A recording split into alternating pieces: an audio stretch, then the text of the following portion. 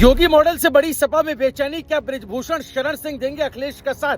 क्या हो रही सियासी गलियारों में बात? अखिलेश ने बिछाई है नई चुनावी बिसात। योगी मॉडल की बढ़ती ताकत से सपा अलर्ट, आधी से ज्यादा सीटों पर उम्मीदवार लगभग तय। 2027 से पहले ही शुरू हुई बड़ी लड़ाई, बूथ से लेकर गांव तक एक्टिव हुए सपा के चेहरे। योगी सरकार के कामकाज और संगठन की ताकत के बीच सपा का मास्टर प्लान तैयार। बृजभूषण क्या आएंगे सपा के साथ? अभी से होने लगा समाजवादी पार्टी में मंथन। सियासत की बिसात पर मोहरे सजने लगे, जो कल तक खामोश थे वो भी चलने लगे। अभी चुनाव दूर सही, मगर उत्तर प्रदेश में 2027 के किस्से अभी से पलने लगे।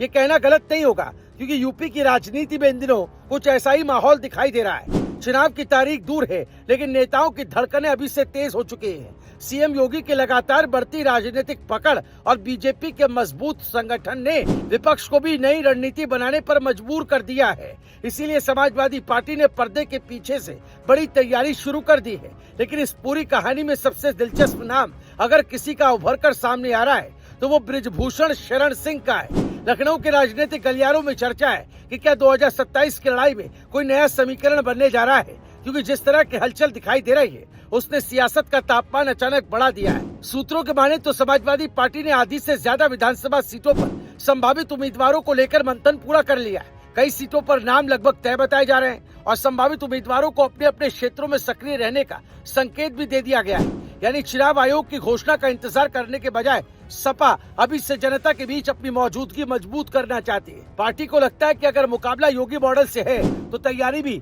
समय से पहले करनी होगी। इसीलिए बूथ से लेकर गांव और कस्बों तक संगठन को सक्रिय करने की कवायद शुरू हो चुकी है।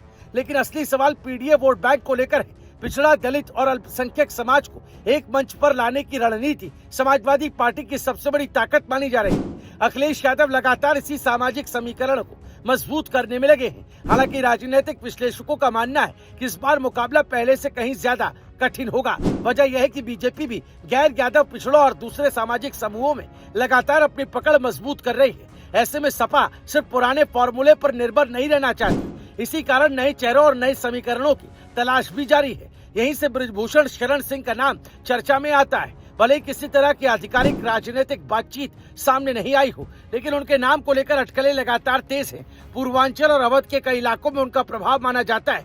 राजनीतिक जानकारों का कहना है कि 2027 के चुनाव में हर बड़ा वोट बैंक और हर प्रभावशाली चेहरा महत्वपूर्ण भूमिका निभा सकता है।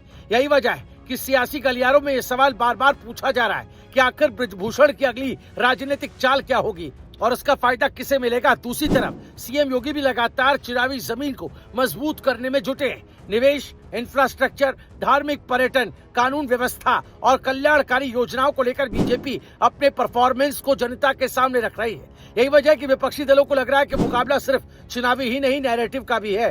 योगी सरकार की उपलब्धियों का जवाब देने के लिए सपा को सिर्फ नारे नहीं बल्कि मजबूत सामाजिक और राजनीतिक समीकरण भी तैयार करने होंगे। अब हालात ऐसे हैं कि चुनाव की घोषणा भले अभी न हुई हो, लेकिन सियासी युद्ध की तैयारी शुरू हो चुकी है। कहीं पीडीए की गणित बैठाई जा रही है, कहीं उम्मीदवारों की सूची तैयार हो रही है और कहीं नई सहयोगियों की तलाश जारी है। ऐसे में उत्तर प्रदेश की राजनीति एक बार फिर दिलचस्प मोड़ पर खड़ी दिखाई दे रही है। Bureau report, news live TV.